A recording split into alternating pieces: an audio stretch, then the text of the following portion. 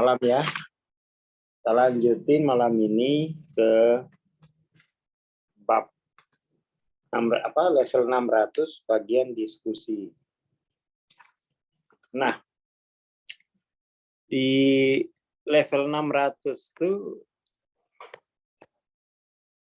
kalau ini ya, perbedaan yang paling telak gitu.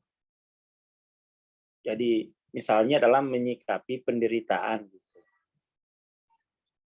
Di 600 itu penderitaan itu diizinkan lewat. Letting go. Jadi penderitaan itu diizinkan lewat. Jadi kemudian sementara di 400 penderitaan itu tidak bisa dilihat. Hanya bisa dilihat dampaknya. Nah, dampaknya ini yang dikelola. Tapi penderitaannya itu tidak pernah diketahui. Tidak pernah diketahui. Seperti itu. Jadi ranah linier itu tidak pernah melihat kenyataan di balik bentuk dan bahan. Jadi linier itu dia tidak bisa melihat. Tidak bisa melihat kenyataan di balik bentuk dan bahan. Sementara di 600, dia mampu melihat kenyataan di balik bentuk dan bahan itu. Apa kenyataan di balik bentuk dan bahan? Kenyataan itu adalah nature dari bayangan kesayaan kita gitu. Jadi apa yang kita lihat di alam tampak itu hanya bayangan dari kesayaan kita atau dualitas dari kesayaan kita. Perbedaan telaknya di situ gitu. Jadi perbedaan paradigma. Perbedaan paradigma. Perbedaan paradigma. Kayak kemarin misalnya. Sebenarnya kan COVID ini itu kalau dibiarin aja kan selesai sendiri. Selesai sendiri ya. Tapi karena kita takut hanya melihat bentuk dan bahan, ya akhirnya kita sibuk seluruh dunia, tapi pada akhirnya COVID berhenti sendiri. Gitu. Dia selesai siklusnya. Selesai siklus. Persoalannya banyak yang meninggal, yaitu sebenarnya kalau mau pakai hukum kehendak Tuhan, ada COVID, nggak ada COVID, ya tetap aja banyak meninggal. Ya kan? Tetap saja banyak meninggal. Tapi di 400 enggak ke sana. Jadi planet kesayaan 400 itu hanya planet bentuk dan bahan. Jadi ini memang perbedaan jenis kesayaan. Jadi berbeda jenis kesayaannya. Ini ya. Jadi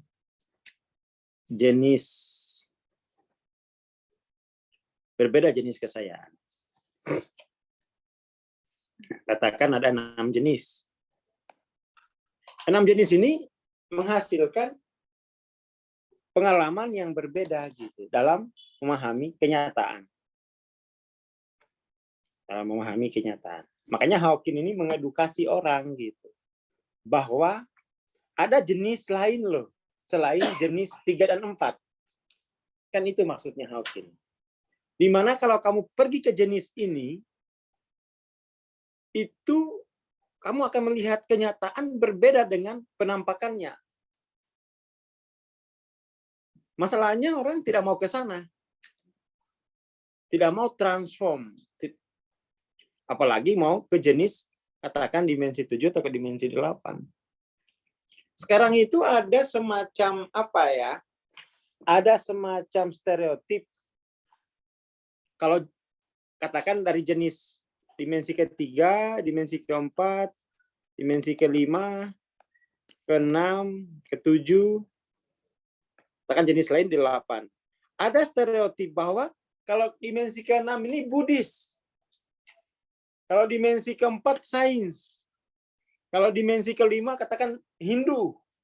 Kalau dimensi ketujuh katakan Islam. Jadi jenis-jenis kesadaran dalam diri itu sudah di stereotip sehingga orang takut ke sana. Jangan. Jangan. Itu sebuah politik istilah untuk menghalangi orang untuk mengakses planet kesayaan yang lebih tinggi gitu. Ini terjadi ini terjadi.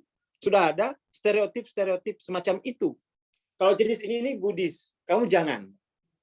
Kalau kamu sains.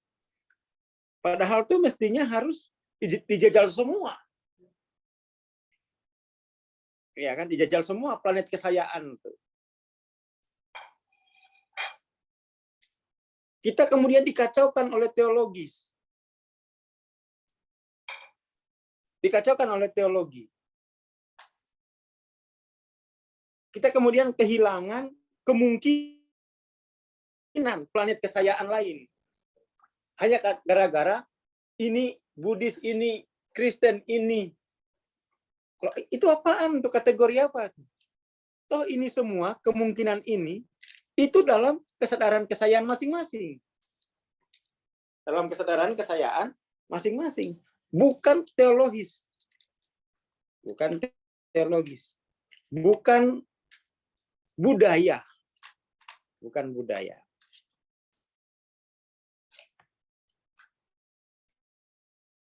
Bukan budaya. Tapi orang sudah kena stereotip, kena propaganda, kena fitnah dajjal. Bahwa kamu nggak usah explore jenis kesayaannya, cukup kamu di sini saja. Karena kamu kalau pindah ke sini tidak ilmiah. Masa bodoh dengan kategori ilmiah. Kalau sebagai kesadaran, ya itu dalam diriku. Tapi kalau sebagai politik, siapa lo? Ini hidupku loh. Aku akan bersaksi pada semua jenis kesayaan ini. Kan gitu.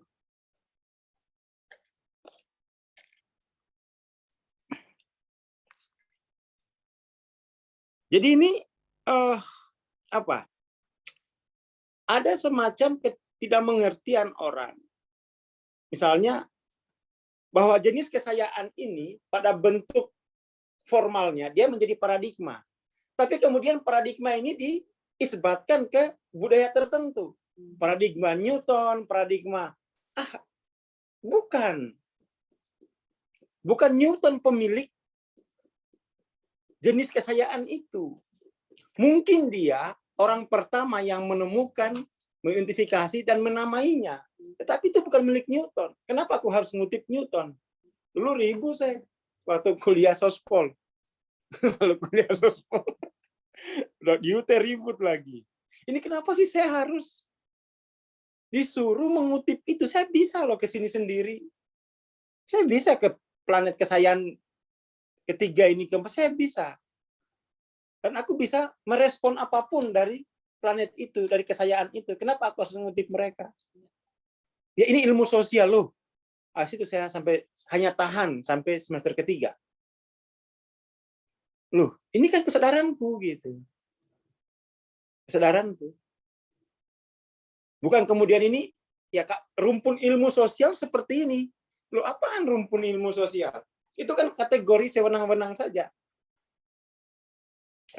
Itu kategori dagang.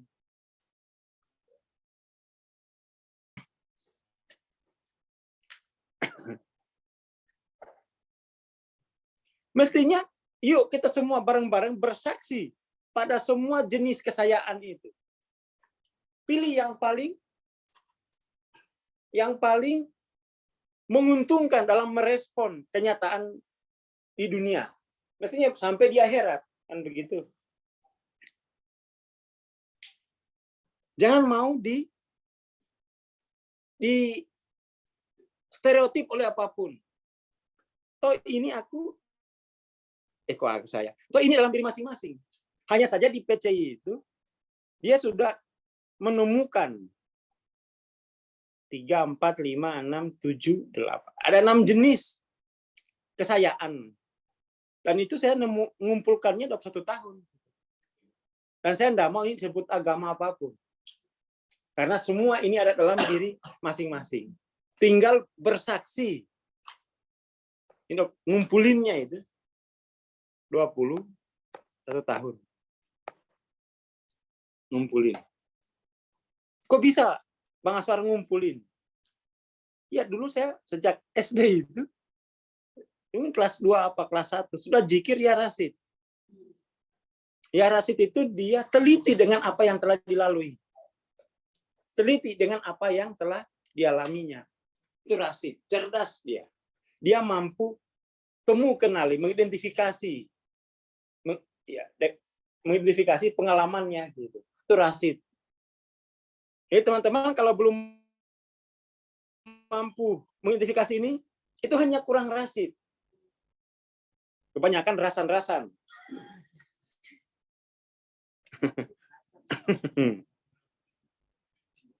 Ya kan?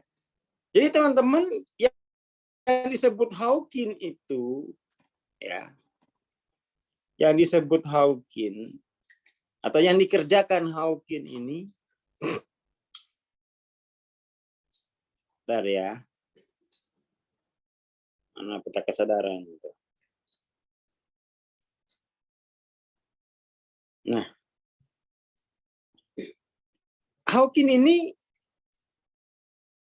seharusnya itu sebelum disusun begini, sebelum disusun jadi linear begini, dia harus disusun hanya sebagai kemungkinan jenis kesayaan. Hanya sebagai kemungkinan, harus gini dulu nih. Makanya kita ini di PCI kita mau nulis buku, bikin peta sendiri. Awalnya itu hanya sebagai kemungkinan jenis kesayaan. Seperti ini. Mungkin jumlahnya lebih banyak lagi. Lebih banyak lagi. Tapi yang bisa dipetakan Hawking kan berapa kemungkinan. Di sini Hawking agak apa namanya itu? Ini kritik agak kurang teliti. Karena dia tidak dimensikan kemungkinan ini. Dia hanya ukur pancarannya. Harusnya di kategori dimensi. Itu yang saya kerjain. Ini ketiga. Sebuah planet kesayaan sendiri. Oh ini keempat. Planet kesayaan yang lain. Segini. Segini nih. Spektrumnya ini. Spektrumnya ini. Lah Hawking itu langsung spektrum. Tidak ada kategori dimensi. Itu salah satu kekurangan dari studi ini gitu. Sehingga orang itu blank sekali. Dia blank. Nah, ini planet yang ini ke-6. 7. Jadi awalnya itu mestinya diposisikan seperti ini. Jangan disusun dulu. Karena pengalaman kesayaan itu tidak linear. Acak. Tergantung dia ketemu siapa. Contoh misalnya saya. Dari 3-4, jenis kesayaan 3-4, langsung ke 8. Langsung ke 8. Jadi tidak harus berurutan. Sebagai pengalaman gitu. Sebagai pengalaman. Tapi kalau progresif itu dia naik. Berurut. Tapi kalau sebagai kemungkinan pengalaman, tidak berurutan. Saya ngalamin tuh. Tidak berurutan. Nah, orang-orang membaca ini, ya apa ya, ya emang udah nggak ngerti dia cara membuat ini. Gitu. Langsung digunakan. Padahal tuh jangan langsung digunakan. Kesalahan masyarakat kita itu kalau berpikir langsung pada kegunaan. Keliru total. Pertama-tama itu berpikir temukan, kenali. Lalu kemudian definisikan. Dari definisi ini akan terbedakan. Dari terbedakan, kemudian diturunkan menjadi pengukuran. Setelah pengukuran baru penggunaan. Mestinya begitu kalau cerdas. Kalau rasid. Tapi kita langsung mikir kegunaan. Lu nggak bisa begitu. Makanya kemudian tuh sekarang yuk bikin petamu. Kamu harus temukan dulu. Nanti kenali, nanti definisikan, kemudian dari situ terbedakan. Terbedakan melalui ternamakan. Namanya beda. Jadi dalam membuat pembeda itu beri nama. Setelah itu baru pengukuran spektrum. Setelah itu baru tahu kegunaannya. Bisa milih kita. Nah ini teman-teman yang yang membaca peta kesadaran itu latar belakangnya itu begitu gitu. Latar belakangnya seperti itu. Jadi tidak boleh langsung mikir kegunaan gitu. Karena ini adalah planet kesayaanmu sendiri. Ini bukan obat yang diambil dari luar gitu. Makanya dulu mungkin masih ada di channelnya Mas Camim itu. Saya menerjemahkan angka-angka ini dengan bahasa sebagai yang.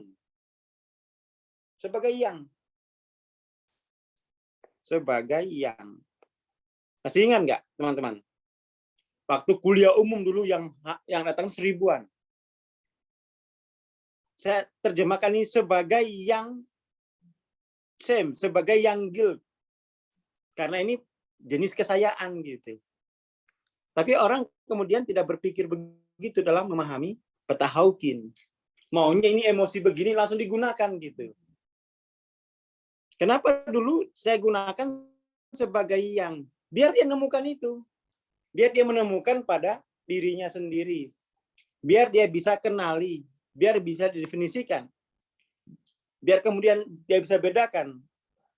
Biar kemudian dia bisa ukur energinya. Baru digunakan gitu. Nah, masalahnya orang langsung berpikir pada kegunaan. Kebiasaan berpikir objektif. Tinggal lep. Nggak bisa kalau kesadaran itu tinggal lep. Nggak bisa. Masih ingat ya? Jadi dulu penggunaan kata sebagai yang itu hal yang sudah dipikirkan secara filosofis. Sejak kopdar-kopdar itu. Ini sebagai yang ya bacanya. Jangan kamu baca 20, 30 itu udah salah. Itu udah hasil pengukuran. Ini sudah hasil pengukuran. Jangan juga dibaca shame, itu juga penamaan. Pengukuran penamaan, kualitatif, kuantitatif. Ini kan sih. Dulu saya buatnya sebagai yang. Orang kok sebagai yang? Ya karena itu planet kesayaan gitu. Jadi teman-teman ini bukan agama ya. Bukan, ini jenis gitu, ini jenis. Dia jenis. Jadi enggak usah kalau ini jenis ini namanya ini enggak usah dinamain. Enggak usah dinamain secara politis. Namain masing-masing gitu. Dulu kadang-kadang itu jadi jenis ini dinamakan dengan nama-nama tokoh yang menemukannya. Krishna, ya kan? Enggak, itu bukan milik mereka. Semua pakai. Mereka menemukannya, kamu harus menemukannya juga biar tidak menjadi pengikut siapapun gitu ya. Biar tidak menjadi pengikut siapapun. Biar kemudian tuh dia merdeka gitu.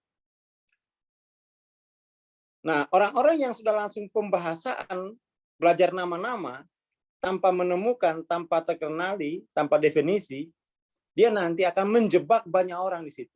Dia akan memenjarakan banyak orang. Jangan ke sana. Di penjara dia, tidak mencerahkan. Itu yang kemudian tuh terlihat di agama-agama hari ini. Menjadi penjara bagi manusia. Padahal potensi pengalaman kesayangan kita sangat-sangat tidak terbatas. Sangat-sangat tidak terbatas. Seperti itu. Dan makanya teman-teman mau tidak mau, kalau betul-betul mau merdeka, temukan sendiri, jelajahi. Kalau di PCI katakan sudah menemukan 6, ini hanya kemungkinan yang ditemukan gitu kan. Salah satu kemungkinan dari yang ditemukan. Masih banyak yang lain. Masih banyak yang lain. Temukan, kalau ada saya ikut. Kalau ada yang baru saya ikut. Nah, saya nggak takut. Wong itu pengalaman kesayaan saya sendiri kok. Kita terlalu banyak takut-takutin untuk menjelajahi kesadaran ini.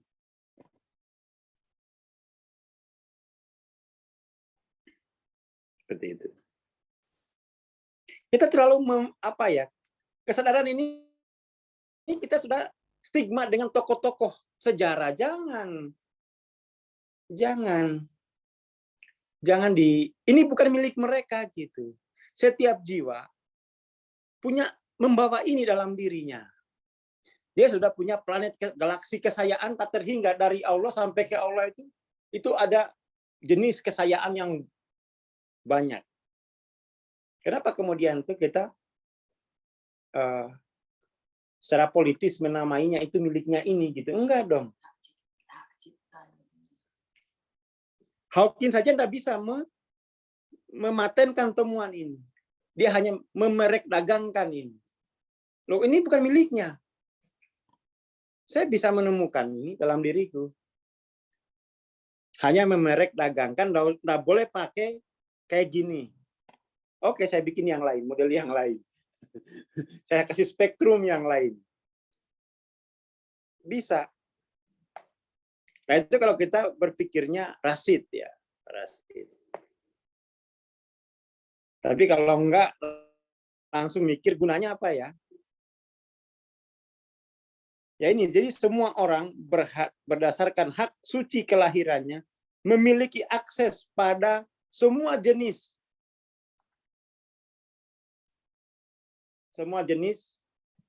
kesayaan itu. Nggak usah dipolitisasi. Nggak usah dipolitisasi. Punya hak yang sama. Ada yang sudah mengalaminya, tapi tidak dikenali, banyak. Ya kan? Tak terdefinisi, tak ternamai, tak terukur. Maka kemudian dia nggak tahu menggunakan itu. Yang nggak tahu menggunakan itu. Makanya teman-teman itu, kita lagi mulai nih ya. Coba saya lihatin di kantor tuh. Kerjanya kerja tim, bikin peta. Bisa lihatin ya. Bisa kok dibikin sendiri ini, asal memang ya mau belajar. Ini kita mana tuh ya? Mulai suruh bikin.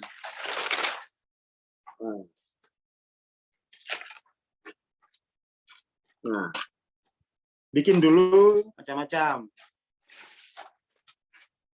Jadi kalau baca 600 itu mesti teman-teman harus berpikir itu adalah sebuah planet kesayaan. Bukan bacaan biasa. Dengan ciri-ciri seperti yang disebutkan Hawking. Jadi jangan hafal ciri-cirinya, tapi kesanalah baru konfirmasi tulisannya Hawking. Dan setelah kita konfirmasi tulisannya Hawking belum detail amat. Kita masih bisa bikin per 5 poin dengan tafsir sosiologis, psikososial, bukan psikoklinis, psikiatri misalnya. Hawking lebih cenderung ke psikiatri. Penamaannya, pendefinisiannya bisa dengan budaya. Kayak orang Muna dia pakai budayanya definisi itu. Jadi Hawking itu hanya pendefinisian daripada spektrum-spektrum itu melalui pendekatan klinis psikiatri. Karena memang latar belakangnya itu. Sesuai latar belakang gitu. Gitu ya. Jadi dan itu ayo bikin. Sehingga kemudian tuh membaca level itu kita mesti berpikirnya ini adalah sebuah planet kesayaan. Nggak usah dihafal ini gitu. Masuk ke sana. Lalu selidiki. Lalu buat laporan seperti ini. Hanya seperti itu cara terbaik dan satu-satunya cara untuk mempelajari kesadaran itu ke sana dan laporkan. Ke sana dan laporkan. Nah, perbedaan jenis kesayaan itu kemudian disebut sebagai perbedaan paradigma. Perbedaan paradigma. Oke, itu dulu ya. Malam ini biar ngerti. Oh. Jadi perbedaan paradigma itu artinya perbedaan jenis kesayaan. Planet kesayaan sendiri selidiki, ukur, bahasakan, definisikan sesuai dengan latar belakangmu masing-masing.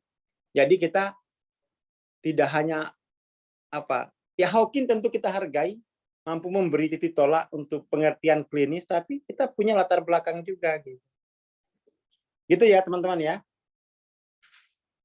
Terima kasih, selamat malam. Assalamualaikum warahmatullahi wabarakatuh.